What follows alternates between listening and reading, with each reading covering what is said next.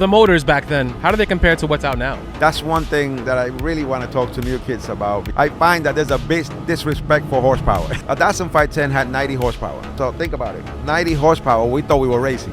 The Toyota Supra, 280 horsepower. And nowadays, what are they making? 2,000, 2,500, 1,500. When the turbo era came out, we couldn't run more than 10 pounds of boost. Motors will break, everything. Nowadays, they run 100 pounds of boost. So that's why I say there's a big disrespect, because these kids begin to ride and they getting on a car that has 500 horsepower already. We had to learn how to drive 90, and then we evolved little by little into the power.